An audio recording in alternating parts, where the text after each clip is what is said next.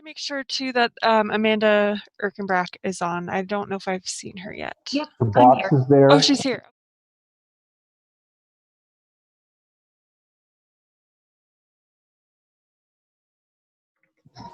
We are gathered as a Provo Municipal Council for our evening meeting, and also as later on in the evening as a redevelopment agency. It is Tuesday, July 7th, 2020, and it is 5:32 p.m. This meeting will be conducted entirely via electronic means. On July 6, 2020, in accordance with Utah Code 52-4-2074, I determined that conducting meetings of the Municipal Council with an anchor location, such as the Municipal Council Chamber, presents a substantial risk to the health and safety of those who may be present there. These are the facts upon which I have made this determination. Utah has been in a declared state of emergency due to COVID-19 since March 6, 2020, a disease outbreak which the World Health Organization has characterized as a pandemic. The Centers for Disease Control and Prevention state that COVID-19 is easily spread from person to person between people who are in close contact with one another. The disease spreads through respiratory droplets when an infected person coughs, sneezes, or talks, and it may be spread by people who are asymptomatic. Federal, state, and local authorities have recommended that individuals limit public gatherings, wear face masks, and follow social distancing guidelines. That individuals exposed to persons experiencing symptoms of COVID-19 self-quarantine for 14 days, and that individuals experiencing symptoms of COVID-19 self-isolate to prevent and control the continuing spread. Notwithstanding that Utah generally and Utah County specifically have been moved to the low-risk yellow phase, reported COVID-19 cases in Utah County have more than doubled since May 31st, 2020. Physical distancing measures will be difficult to set up and maintain in the Provo City Municipal Council chamber. Additionally, the chair of the governing board of the Redevelopment Agency of Provo City has determined that its meetings are subject to the same risks and has adopted the same procedures as the Municipal Council. The meeting will be available to the public for live broadcast and on-demand viewing at youtube.com/Provo City Council. Council requests that attendees help maintain the decorum of the meeting by silencing electronic devices, being respectful to others, and by waiting to speak until called upon by the chair. In the current situation where the meeting is being held via Zoom webinar and broadcast over YouTube, I remind you to turn off your mics when not speaking so as to minimize the potential for background noises and conversations to be picked up, recorded, and broadcast for all to hear. I will state the names of the council members and staff who are present for this meeting, who would normally be on the stand with us. I note, actually, let me pull up a better view of who's here. There we go. Okay, so I am George Handley, and I am joined by my fellow councilors, Dave Harding, Dave Shipley, Dave Sewell, Bill Fillmore, Shannon Ellsworth, and Travis Hoban. And I'm also joined by Cliff Strachan, our executive director, and we're joined by the mayor, Mayor Kafusi, Wayne Parker, our chief administrative officer, and Brian Jones, our council attorney. And we are also joined and supported by other staff who are assisting us with this meeting. The opening prayer will be given by Bill Fillmore, after which I, George Handley, will offer a pledge of allegiance. I will just state the pledge of allegiance instead of having people repeat.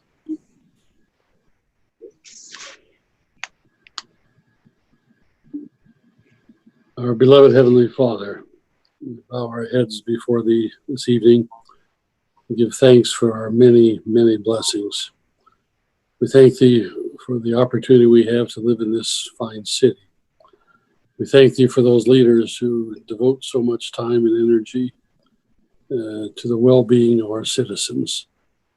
And we thank Thee that we have been spared much of the pain and illness, even death of this virus, and pray that Thou might continue to watch over the citizens of Provo, that we might be shielded from the worst effects of this pandemic. Father, we pray that thou wilt bless us with peace and safety and well-being in our city. We ask that thou wilt guide us tonight in our meeting. Bless us to think clearly, to make good decisions, to do that which is in the best interests of the city of Provo. We ask for thy guidance and again give thanks for all good things here in our lives and in our city. In the name of Jesus Christ, amen. Amen. I pledge allegiance to the flag of the United States of America, to the republic for which it stands, one nation, under God, indivisible, with liberty and justice for all. All right. Thank you all. We'll now begin with presentations, proclamations, and awards. We have a presentation regarding the Arbor Day Foundation naming Provo a 2019 Tree City USA. And this will be introduced by Chaz Addis, our Provo City Forester. Thank you for being with us. Thank you. Can you all hear me just fine? Yep. Okay. Yeah, I've been asked to present on the Tree City USA Award, but I'd also like to quickly present on the Tree Line USA Award that we received and give a quick update on our forestry program. So Provo received its 36th consecutive Tree City USA Award this year by meeting the program's 4 requirements: having a tree board or department, a tree care ordinance, an annual tree budget of at least $2 per capita, and holding an Arbor Day observance accompanied by a proclamation. Provo Power also received its 24th consecutive Tree Line USA utility recognition, which is the longest standing Tree Line USA utility in the state. To achieve this designation, utilities must follow industry standards for quality tree care, provide annual worker training in best tree care practices, support a tree care planting and public education program, maintain a tree-based energy conservation program, and participate in an Arbor Day celebration. And then as for our forestry department update, I have the privilege of managing 4 forestry crews for Provo City, 3 of which are utility forestry crews. Our utility forestry crews manage over 30,000 trees near and around power lines. Their management strategy includes not only clearing trees away from power facilities, but makes sure that the right trees are in the right place. Throughout Provo, we offer tree removal and replacement to ensure the best outcome for our trees and power line conflicts. Our crews work hard every day to make sure the safety of our residents and the reliability of our power system is top priority. With the national average of tree cause outages being between 50 and 450 per year, we had 8 tree cause outages last year and 0 injuries related to trees contacting the power lines. Our 4th crew is our urban forestry crew. They manage over 13,000 park strip trees as well as numerous trees conflicting with city sidewalks, roadways, and signage. They plant over 500 trees per year in newly developed park strips, as well as vacancies in our older neighborhoods. They also prune over 1,100 trees and remove nearly 300 dead or dying trees each year. This year, we were able to complete our street tree inventory. One interesting piece of data to come from the inventory is the carbon sequestration numbers. On average, one of our park strip trees collects the equivalent of 65 cars worth of carbon, and our complete street tree inventory collects about 1,300 cars worth of carbon annually. In addition, tree-lined streets add a sense of community to a cityscape, as well as many other health benefits and wellness benefits. And I'd like to end on a few words from the president of the Arbor Day Foundation, Dan Lamb. Tree City communities see the impact an urban forest has in a community firsthand. The trees being planted and cared for by Provo are ensuring the generations to come will enjoy a better quality of life. Additionally, participating in this program brings residents together to create a sense of civic pride, whether it's through volunteer work or public education.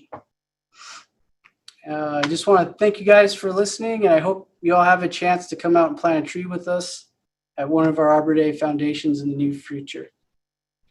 Thanks. Thank you so much. Yes, Mr. Harding. Yeah, I appreciated there was a link in the information on this item to the Provo tree selection guide and tour. And that was a fun document to thumb through. And I really think that our city is benefited by our urban forest, and really appreciate the work of Provo Energy, Provo Power in maintaining much of that forestry. So thank you for your work. Thank you. I appreciate it. Yeah, I want to echo Mr. Harding. I think it's one of the great features of our city. So we appreciate all the hard work that you do. The numbers of trees that you just mentioned is kind of staggering to think about in terms of maintenance, but that's really remarkable. Yeah, we do our best for sure. We appreciate it. Well, we appreciate you. Thank you. Okay, and thank you for keeping that award viable for us. I think that's wonderful. We'll move on to approval of minutes. It is proposed that we approve the following minutes from March 31st, 2020 council meeting, and the minutes from June 16, 2020 council meeting. Are there any objections or requested changes to these minutes? Seeing no objection, I declare the minutes approved by unanimous consent. I'll now call upon Cliff Strachan to read in some comments about public comment. Thank you. I've had technical difficulties with this mic. Can you hear me? Yes. I see nods. Okay. There are 3 types of items for which public comment will be received. The first is the open public comment period. The council will allow up to 15 minutes for public comments on matters that do not appear on tonight's agenda. The second is for items that require a public hearing. For these items, time will be provided for all those who wish to speak. The third is for items on the agenda that do not require a public hearing. The council will allow up to 15 minutes for comments on each item. Because the City Council is meeting virtually using Zoom webinar, and this meeting is being broadcast on the Provo City Council's YouTube channel, we have enabled telephone access to receive public comment, the numbers for which will be shown on screen during the meeting. Callers may have to try multiple numbers to get connected. When a caller is connected, they will be required to enter the meeting ID and enter the pound symbol. When asked for a personal ID number, enter pound. The caller will now enter the meeting as an attendee and will be able to hear the meeting while muted. If a caller wishes to speak on the item being discussed, they can press *9 to indicate their desire to comment and then wait to be called upon. Callers will be called upon by the last 4 digits of the listed phone number. Please provide your name and city of residence before making your comments. Each caller will be given up to 2 minutes to speak. A timer will be posted on screen, and a beep should be audible to the caller when their time is up. A reminder that there is a lag of approximately 30 to 60 seconds between the meeting and the broadcast. To avoid confusion, callers should mute the YouTube or Facebook broadcast to hear the discussion in real time. The open public comment period starts now.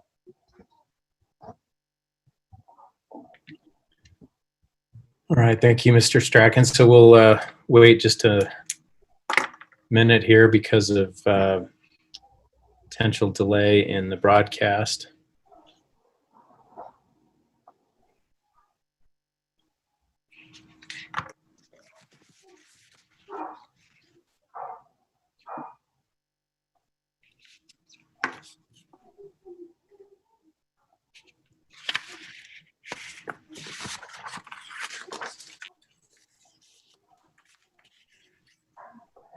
Mr. Chair, as we wait for the second 30 seconds to go through, we do have one caller, but he is listening in for a particular development issue when it's presented later.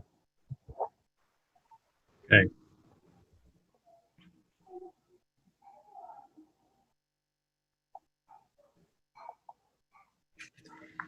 Okay, we'll return it back to council, and we'll move on to our action agenda. Item number 2 on our agenda is an implied motion on a resolution appointing individuals to various boards and commissions, and this will be presented by our mayor, Mayor Michelle Kafusi. Welcome, Mayor. Thank you, Council Chair Henley. It's a pleasure to be with all of you tonight. It's that time of year where we are getting ready to reappoint and reassign people to our boards and commissions. So we have a few tonight. It's going to be a little bit ongoing because it's a lot of work and shuffling to make sure we hit everybody's 2 or 3 year term. They're different, and it depends all on the different boards and commissions. So let me start by just talking a little bit about the library board. There's been 2 people recommended that I submit them with the council's advice and consent. The first one is Allison Condi, and Allison, you might know her as the author. Allison taught high school English in Provo School District and writes books for young adults, middle schoolers, and elementary age kids. And I'm recommending Allison to be appointed to the library board ending June 30th, 2023. The second one for the library board is Jennifer Brutton. And Jennifer is a professional writer with a master's degree in creative writing and has worked in the library before. And I am also recommending Jennifer be appointed to the library board ending June 30th, 2023. So these are 3-year terms. The next board is the Arts Council. We have 4 people that we will be putting onto our Arts Council. The first one is Margaret Weber. Margaret is the art director of Covenant Communications, and I am recommending Margaret be appointed to the Arts Council ending June 30th, 2023. The second for the Arts Council is Scott Parker. Scott has a degree in film and has had an interest in the arts, and his term would end June 30th, 2022. Emily Campbell. Emily is a local photographer with a BFA in photography and has contributed to many art shows and exhibits, and she has been involved in promoting music in Provo since 1993. Her term will be until June 30th, 2023. And the fourth for the Arts Council is Emma Wills. And Emma is currently a student at Brigham Young University with a major in art education. And Emma is currently a photographer for the Daily Universe. And her term would be, she's shuffling in, so her term is a 1-year term and would be ending June 30th, 2021. And then the last board that we're setting tonight is our Housing Authority. And the first person that has been recommended to me is Beth Allgood. Beth has previously served as a neighborhood chair and area representative in Provo and has sat on several committees to formulate development policies and master planning. So I am recommending Beth be reappointed to a 4-year term on the Housing Authority ending June 30th, 2024. And then the second one for the Housing Authority is Doug Gale. And Doug has worked helping individuals obtain housing and work towards independent living for almost 40 years. And I'm recommending Doug be reappointed to a 4-year term on the Housing Authority ending June 30th, 2024.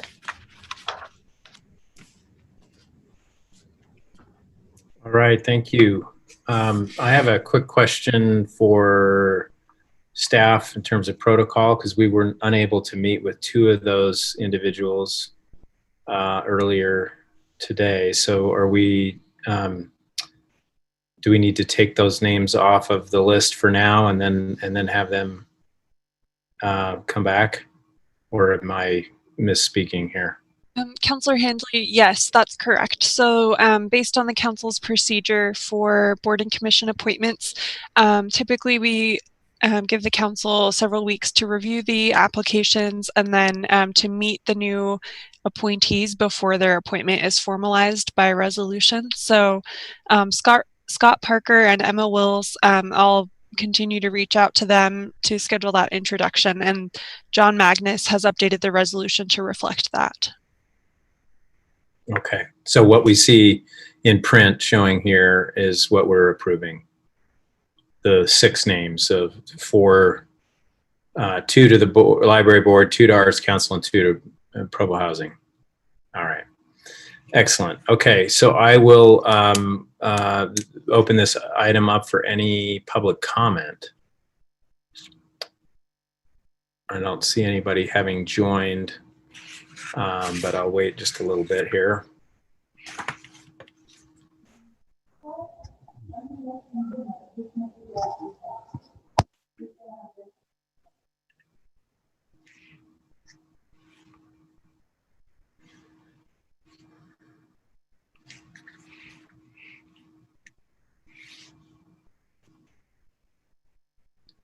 Okay, I'll call for a vote on the implied motion with a verbal yes or no. I'll ask first Mr. Harding.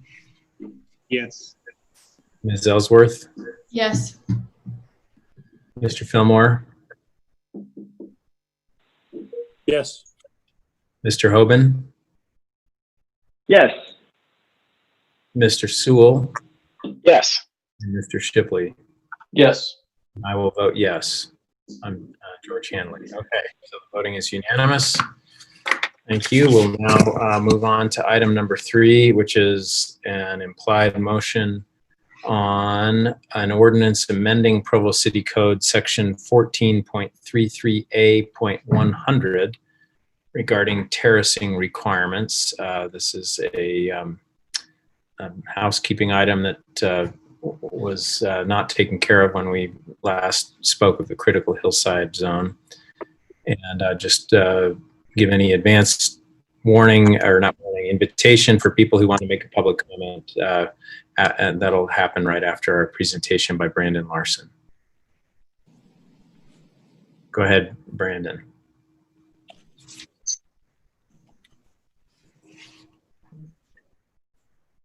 Is he here? Hello. Sorry for the delay there, Councilor. Thank you for letting me present this one to you. It's this again, like Councilor Hanley said, is a cleanup item.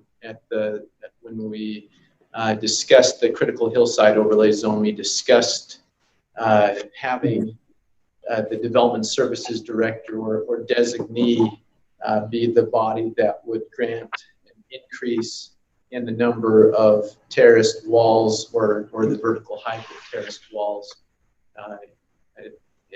And it appeared that it looks like we just failed to have that included in the motion to update that language. And so we're back here to propose that the exception to the terraced wall requirements read that the development service director or designee may grant an increase rather than have the planning commission grant that increase.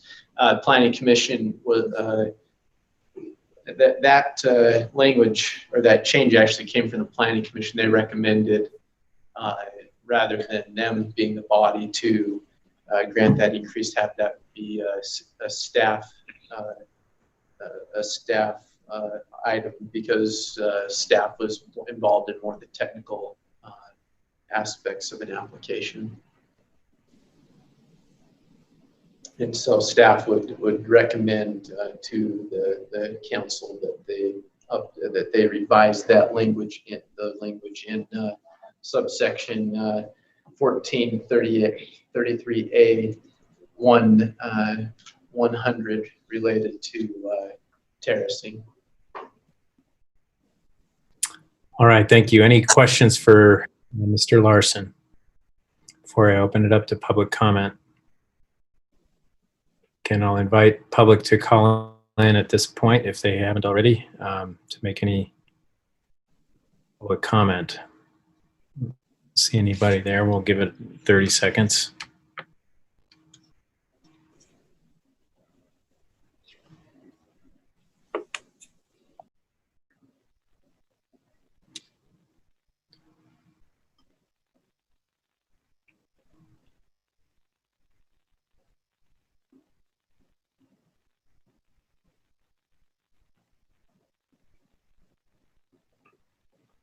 All right, we'll bring it back to the council. Any discussion from the council?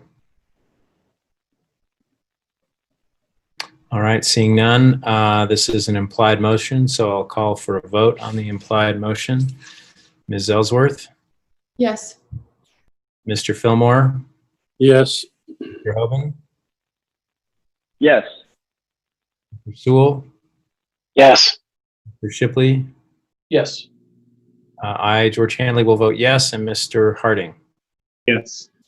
Okay, the voting is unanimous. Thank you. All right, we'll move on to item number 4, which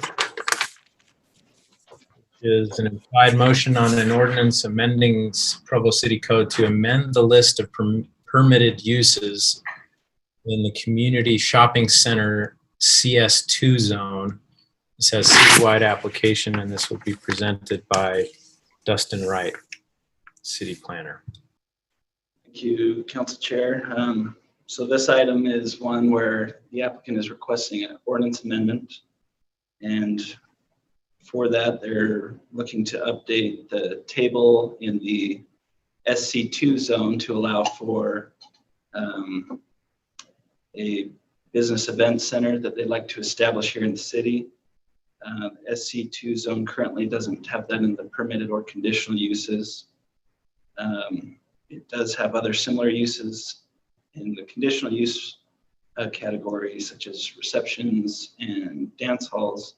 This proposed land use code 7230 would be a less intense use, and staff feels that it would work well as a permitted use in the zone.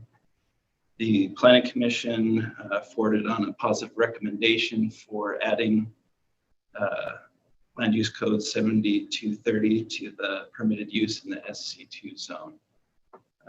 The SC2 zone throughout the city is typically a zone that's located adjacent to arterial or collector streets and serves as a community shopping center location. So staff feels it would be good use to add to the land use code. And if you have any questions for me, I'd be happy to answer those. Any questions for Mr. Wright? And I'll again give advanced invitation to the public. The public comment will be right now. But any questions for Mr. Wright? Let's see, we have Ms. Ellsworth first. Go ahead. Yeah, some of these zones are adjacent to residential areas, and is there a kind of sound ordinance that would prohibit loud music or something after a certain hour or during certain hours? Yeah, the city noise ordinance would obviously be applicable to this type of use. That's also something that's considered anytime there's a dance hall and things like that that are more intense use. Those are things that are considered. But yeah, the noise ordinance the city has in place would be applicable for this type of operation. And do you think that's enough? I believe it should. If they're going beyond that, then creating some type of nuisance, then that would be an issue that they'd have to get resolved. But yeah, I think that should be a sufficient thing that we have put in place already. Okay. Mr. Harding. Yeah, reading through the Planning Commission notes on this item, I noticed a couple things. One that talked about how there are other more intense uses that are conditional. And there was a comment by someone on the Planning Commission that perhaps this is also something that should be conditional. But when they voted, they voted to recommend approval for it to be just a regular permitted use. The other thing that I noticed is in the discussion, it appears that the planning commission looked at what the applicant is hoping to do, and they said, well, yeah, this makes a lot of sense in this location. I'm curious, are staff comfortable that this would not just be a good use for the location where the applicant is planning to put their business, and that it would be appropriate for all areas that are zoned SC2? Yeah, so we took a look at all the zones. I don't know if we've got that slide to pull up that shows the SC2 zones or not, but we took a look at those, and like I mentioned earlier, those are typically located on those collector and arterial corridors throughout the city. In some cases, they may be close to a residential neighborhood. But this land use code is one that's I mentioned dance halls and things like that. Those are a different conditional use, and so in those events, those would have to go and be reviewed as far as noise and parking and hours of operation, things like that, that would then be part of their conditional use permit. In this case, this is more of a corporate events or things that kind of a private event could be held within a facility. And so it's going to be indoors, things of that nature. So it seems like one that would be appropriate for that permitted use in that zone in the different locations throughout the city. Thank you. All right, any other questions for Mr. Wright? Okay, I don't see anybody calling in for public comment. I don't know if that means I can move back to council discussion. Mr. Hanley, the person who is on there is the applicant for this item, so I'm not sure if he is just waiting for questions or a moment to speak. Okay, thank you. So if Mr. Herman would like to make a public comment now, that's fine. Otherwise, we might be directing questions to him if necessary. Give it just a minute.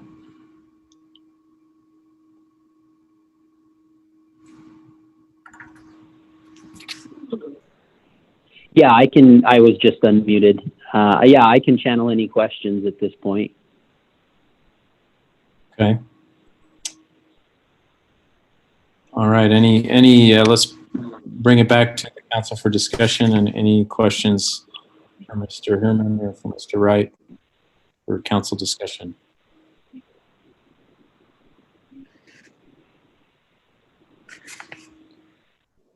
All right, I don't see any comments or questions. So if any council member desires to consider this item again at the next council meeting, they may do so, since this is the first time this item has been heard. So is there any council member that desires to consider this item again at a later meeting? All right, seeing none, then I will call for a vote on the implied motion. And I'll begin with Fillmore. Yes. Mr. Hoban. Yes.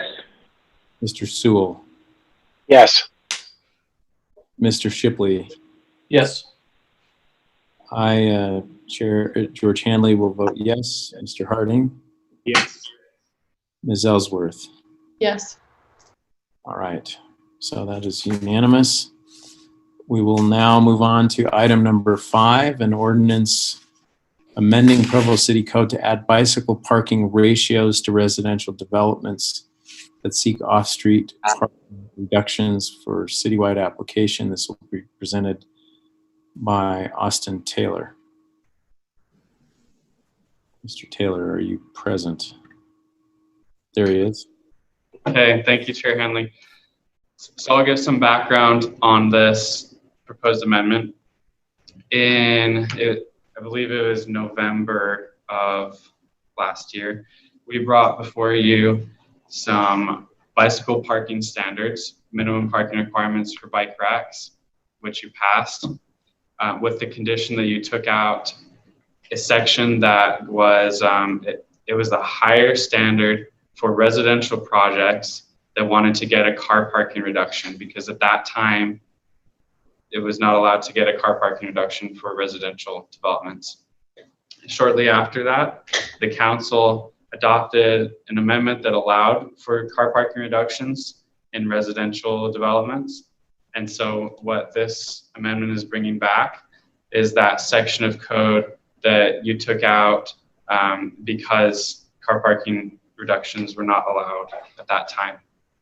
So these ratios come recommended to us in our 2014 bicycle master plan, and they would set a standard for when a developer wants a car parking reduction and they say we have enough bike parking to warrant this, then we have a level, a standard that is set, that at that point the planning commission can say, okay, that's fine, we'll go ahead with it.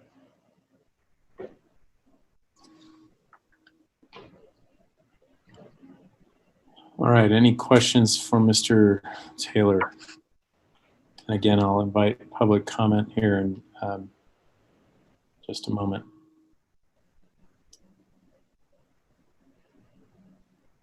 Okay, no questions from Mr. Taylor. Wait just a moment here for public comment.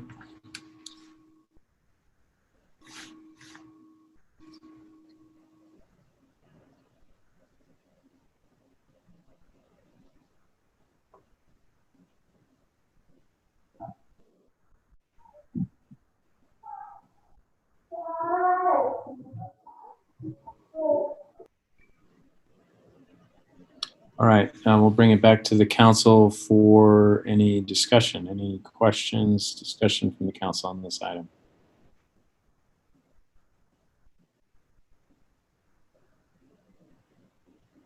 Again, this is the first time this has been heard. Does any council member desire to consider this item again at the next council meeting? All right, no request then, so we will call for a vote on the implied motion. I'll begin with Mr. Hoban. Yes. Mr. Sewell. Yes. Mr. Shipley. Yes. I will vote yes. Mr. Harding. Yes. Ms. Ellsworth. Yes. And Mr. Fillmore. Yes.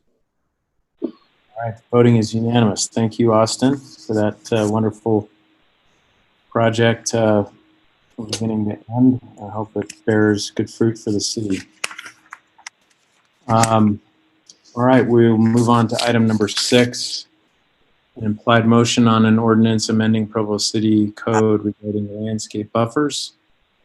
This also has citywide application and will again be presented by Mr. Austin Taylor. And again, I'll invite public to call in with any comments on this item as we'll turn to the public shortly after Mr. Austin makes his presentation. Mr. Taylor, sorry, not Mr. Austin. Okay, thanks. Hey, John, do you have the slide that has the image of before and after?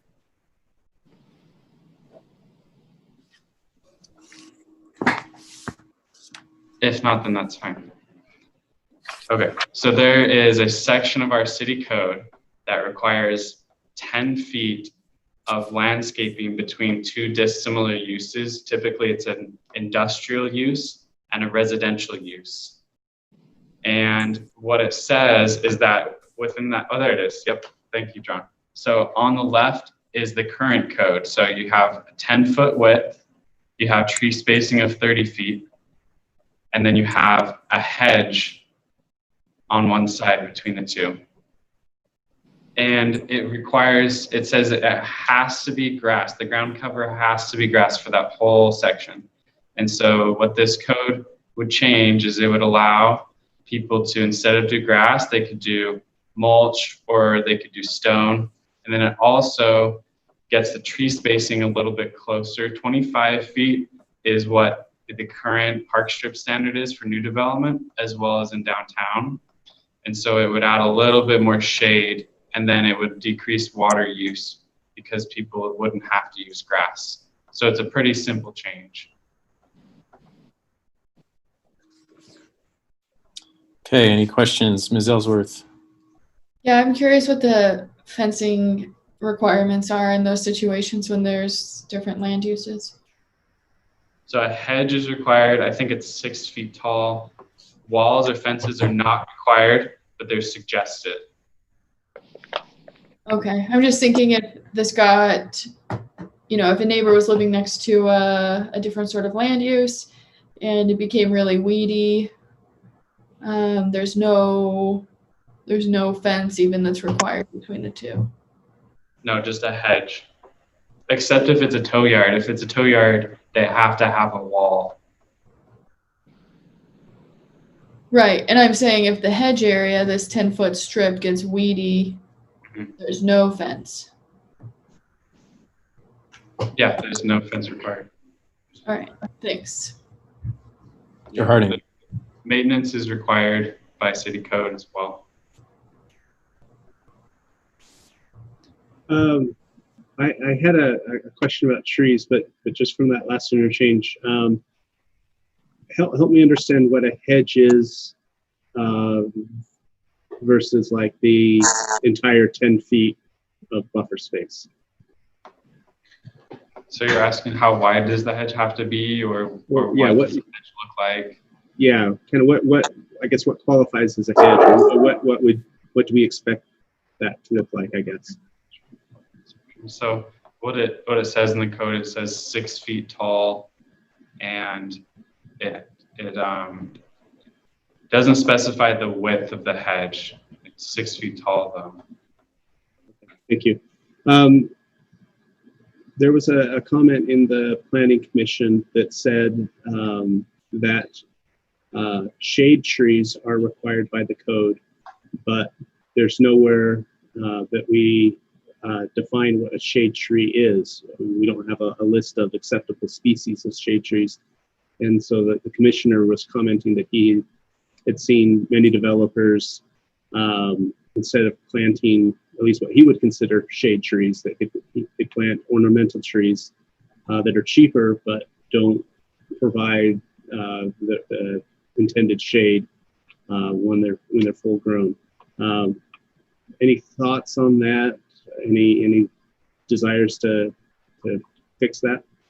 Yeah, Councilor Harding, I thought that was a really good idea that came from Dave Anderson, and it's a point well taken. And so after that Planning Commission meeting, I amended the proposed code to say that the tree has to come from Provo's street tree selection guide. It's that one that you were referring to at the beginning of this meeting.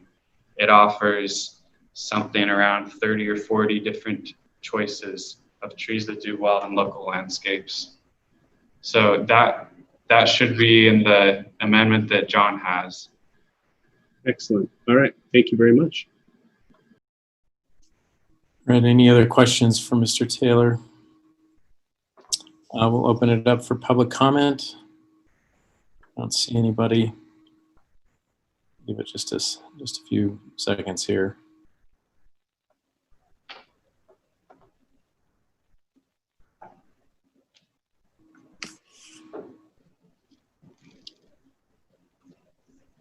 Okay, we'll bring it back to the council for any further discussion, any further questions or discussion of this item. Mr. Hoban. Yeah, thanks. Probably should ask this initially, but has there been any pushback or feedback or anything like that from any developers or businesses or anybody like that who might be impacted? No, we haven't gotten any pushback. In fact, this is something that some developers asked for. Someone was going to do a tow yard, and they had to do a brick wall and a hedge and grass and trees. And so then we thought, why are we requiring grass with all of this? It might just turn into weeds, and we're just requiring them to use more water than is necessary. And so it opens up flexibility, and it could decrease maintenance costs down the road. So we haven't had any pushback. Okay, thank you. All right, any other questions or discussion on the council in this item? Again, since this is the first time this item's been heard, does any council member desire to consider this item at the next council meeting? Okay, seeing none, I'll call for a vote on the implied motion. We'll begin with Mr. Sewell. Yes. Mr. Shipley. Yes. I will vote yes. Mr. Harding. Yes. Ms. Ellsworth. Yes. Mr. Fillmore. Yes. Mr. Hoban. Why the hedge not? Yes. Oh, jeez. How long have you been thinking about that one? 10 seconds. If I thought about it longer, I would have had a better one. Yeah, it looked like it took about 10 seconds of thought. Well, thanks for keeping us on our toes, Travis. All right, the voting was unanimous. We'll go on to item number 7, which is a guide motion on an ordinance amending the zone map classification of approximately 134.45 acres of real property across Provo from R2, 5, R3, and R4, low density residential, medium density residential, and high density residential, respectively. And this is to be presented by Mr. Javin Weaver, City Planner. Welcome, Mr. Weaver. Mr. Handley, this is Robert. I think item number 7 would make a lot more sense if we also talked about item number 8 first. So would that be okay if Javin kind of combined that presentation? All right. So item number 8 is an ordinance amending Provo City Code to remove the low multiple residential, medium multiple residential, medium multiple resident. Is there a double repeat there?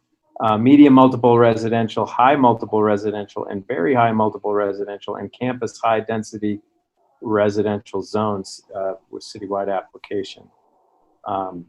These are obviously related items, so yeah, if you want to just, I assume that's okay if we just take them together.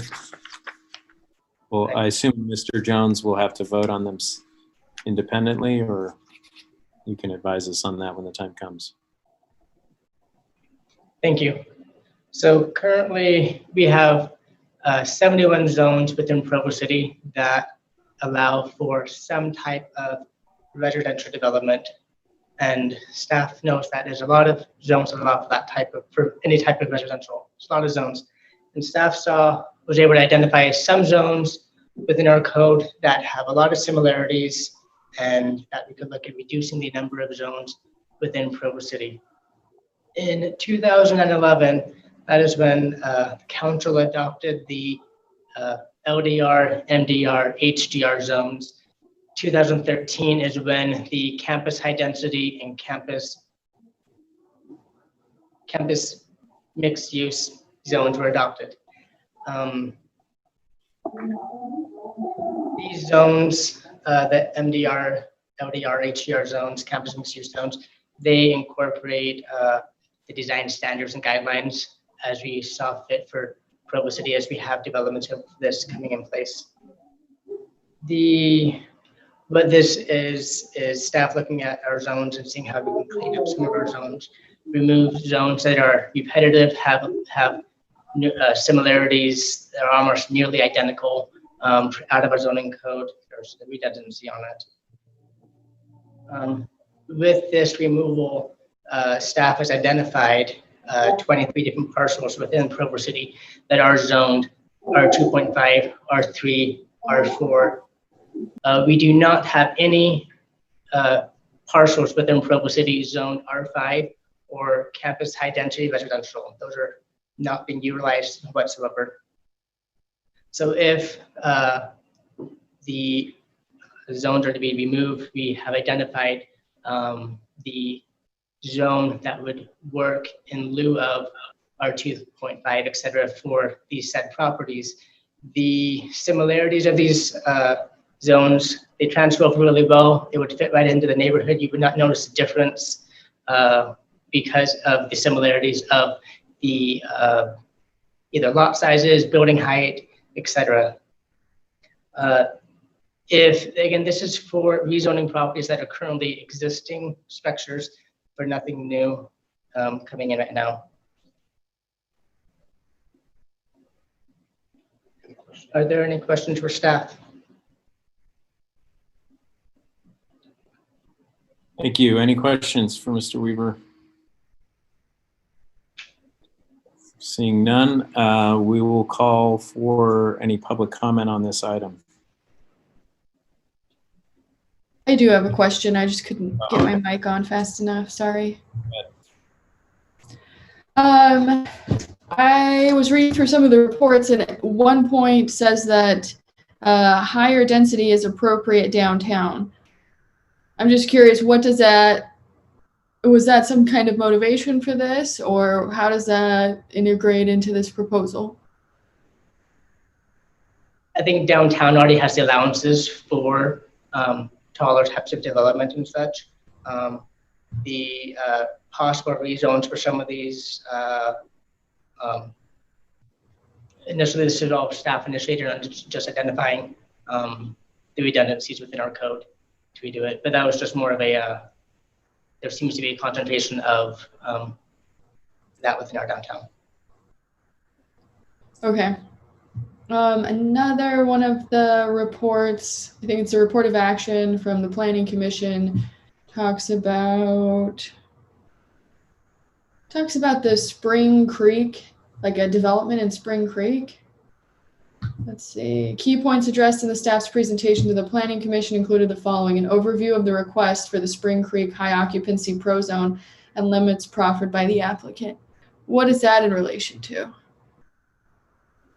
That may have been a mistake on that report of action, Shannon. Okay. Okay. And then another question I have is the LDR, MDR, and HDR, do they have stronger design standards than the R2.5, R3, R4, etc.? The R2.5, et cetera zones do not have any design standards at all. If a new project was to come in today, staff would not recommend using the R2.5, et cetera zones because of the standards in place. Okay. The LDR, et cetera zones. Okay. Gotcha. That's helpful. Thank you.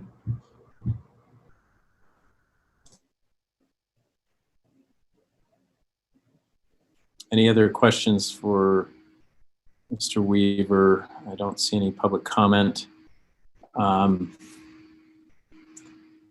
So any other further discussion from the council on this item?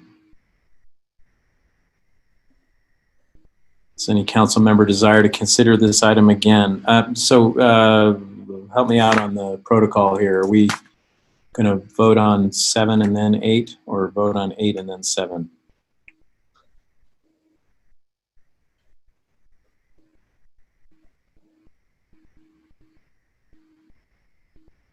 Either Mr. Jones, Mr. Strachan, what should we do here?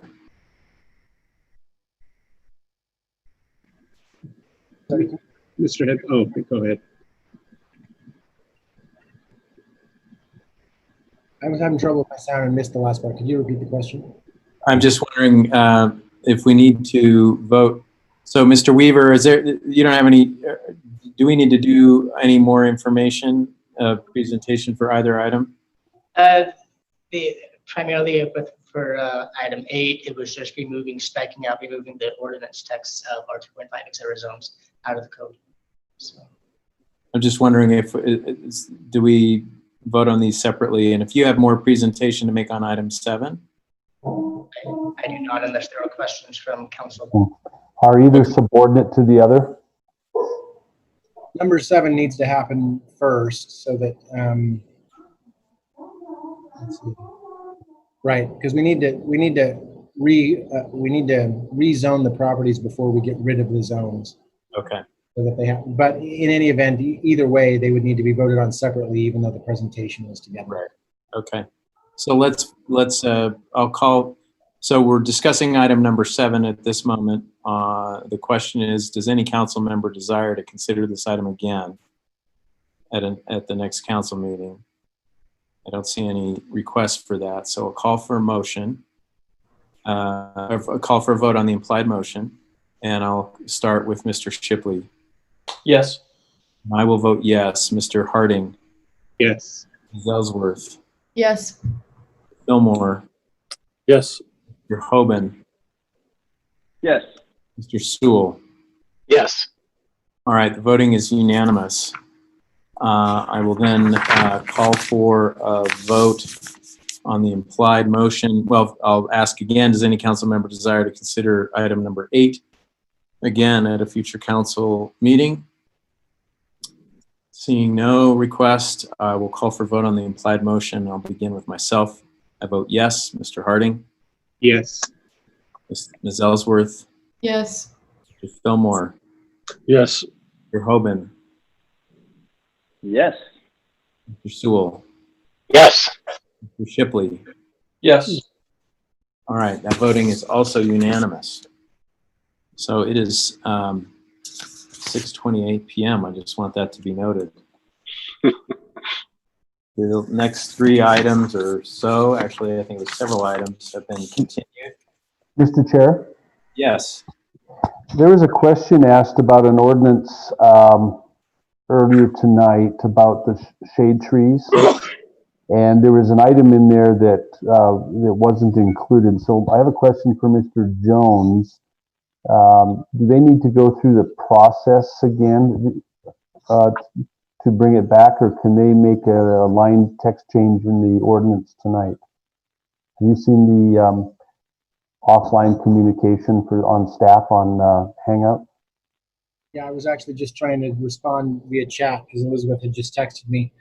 I think the easiest way to do that would be if somebody made a motion to reconsider that item, and then that motion successfully passing it undoes the previous approval of the item.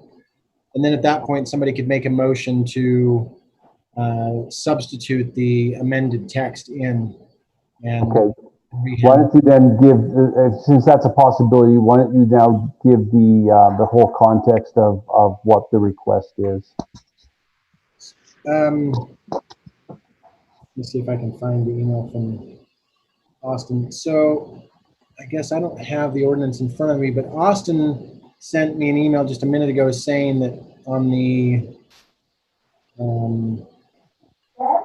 ordinance that talked about the shade trees, that there was language missing when it was passed.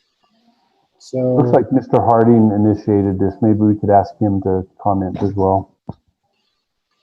I'm happy to do so, but I've also been communicating with our forester, and he said that the tree selection guide has a number of both shade trees and ornamental trees. So if we just reference that the trees for the buffers must come from the tree selection guide, it really would not address the problem. And our forester is looking at updating the tree selection guide to kind of classify trees as either shade or ornamental, at which point this could be done. So actually, I'm wondering if this would be better to bring back to a future meeting to address it rather than adding that now.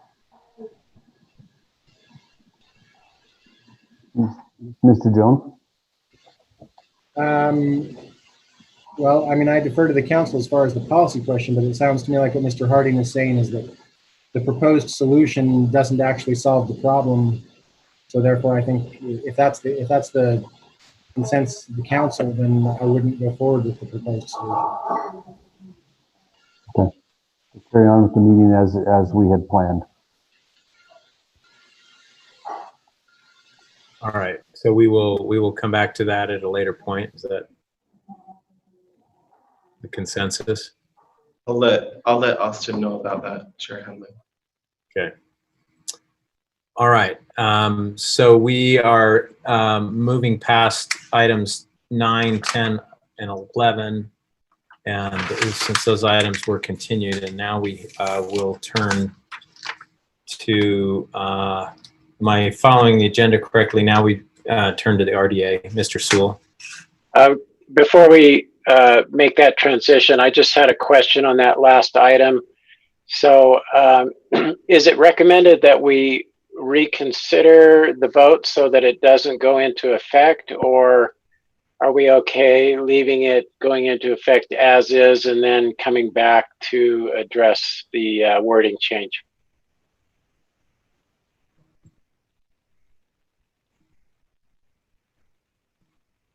I'm happy to respond to that if no one else. Oh, is Mr. Jones trying to answer? Well, I just said I think that's probably a question for Mr. Hargan, since it was his concern that's not addressed in the text. Okay. Okay, so I think the main issue that we were trying to address will be addressed with the now approved ordinance on the buffers. There was a secondary issue about ornamental trees being used as shade trees because shade trees weren't defined. We thought that was being addressed by a late amendment to the proposal. Apparently that late amendment did not make it into the proposal that we voted on. But there was a problem anyway, even if it had made it in, that the selection guide doesn't actually specify clearly which ones are shade trees and which ones are ornamental. So even if it got in, it wouldn't have really addressed it. So hopefully we can get all the right people together, can update the selection guide to include whether it's a shade tree or ornamental tree, and can make that adjustment and put it into code at a later date once that's all ready. Okay, so then my question for you is, are you most comfortable bringing it back after it's been passed tonight, or would you prefer a motion to reconsider and undo the vote to pass?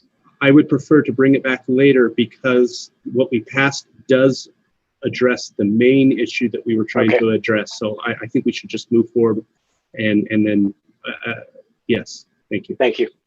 Can I just ask a question on that? And maybe for Mr. Jones. If we proceed this way, would we, essentially it would be a new application and a new text amendment when we go back to Planning Commission, correct? If it's not reconsidered. Well, tell me about the procedural history. Did the proposed fix go to Planning Commission anyway? No, it was just the recommendation of Planning Commission in the interim before it went to Council. But the Planning Commission did recommend the proposed fix? That's correct. Okay. In that case, I don't think it has to go back to Planning Commission. Okay. It would only be if Planning Commission never talked about this particular issue of the shade trees and ornamental species. Okay. Thank you very much. All right. So we are, if there is no objection, we will now adjourn as the Municipal Council and reconvene as the Redevelopment Agency of Provo by unanimous consent. Thank you, Mr. Chair. So we have one item for the Redevelopment Agency to consider tonight. It's a resolution of the Redevelopment Agency of Provo City authorizing the Chief Executive Officer to sign a letter of intent for the lease of office space in downtown Provo. And this item will be presented by Mr. David Walter.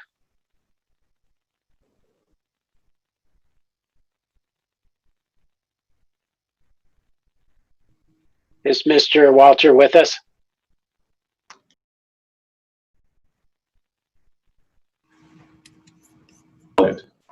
There you go. Sorry, we were trying to get unmuted. David stepped away for just a second, but I'm here. So this is just the continuation of the item that we've been discussing, and the council should have before them the intended letter of intent that will allow PEG to move forward with getting their funding so they can begin construction of this project. their intent still is to bring forward to us the actual lease agreement. We haven't seen a draft of that yet, but that is forthcoming. So I don't know if you have any questions since we've discussed this in the past. Are there any questions from the council?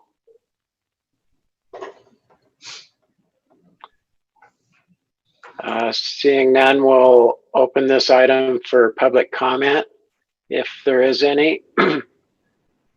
Let's see. So if I'm remembering right, we would see in the attendees section anyone who was waiting to call in.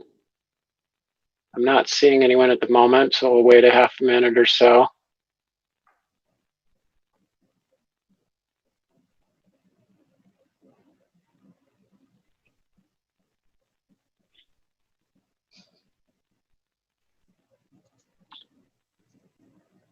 All right, it looks like we don't have any public comment on this item, so we'll close public comment and bring it back to the RDA board for any discussion.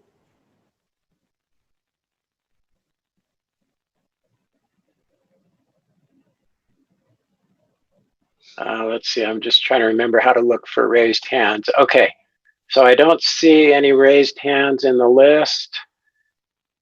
So, oh no, I do. Mr. Fillmore.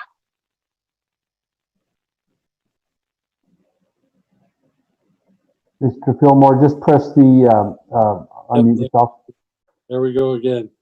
I was just going to say that I've been part of several meetings in discussing this matter, and our primary concern was to negotiate a letter of intent in such a way that there would be no exposure to the city in terms of any liability under this lease.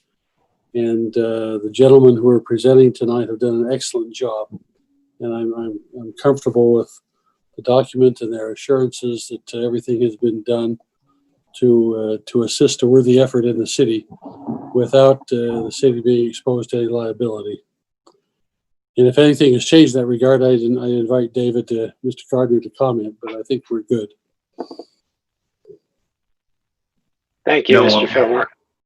I think we've followed through with recommendations from the committee and the comments from the city council. And so I think the letter of intent follows those discussions, those conversations. And Peg, I think, understands completely, our concerns and our interests, and their desire was to draft a letter of intent and a potential lease agreement that follows suit with that. So I think we're okay.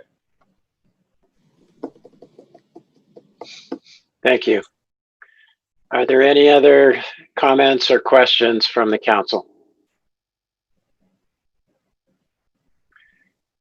If not, then I will call for a vote on the implied motion.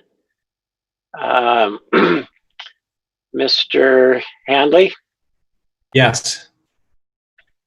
Mr. Harding? Yes. Ms. Ellsworth? Yes. Mr. Fillmore?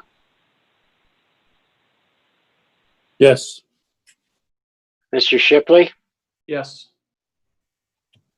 Mr. Hoban? Yes. And I, Dave Sewell, will also vote yes, making the vote unanimous. Thank you very much, everyone. We really appreciate your support and your time working with us on this, especially in the current economic environment. This is encouraging to us to see a project that's moving forward, and I think our small effort to participate and give them some support is encouraging and appropriate, and I'm excited to see this get started. So thank you very much. And thank you for your work in arranging this. If there's no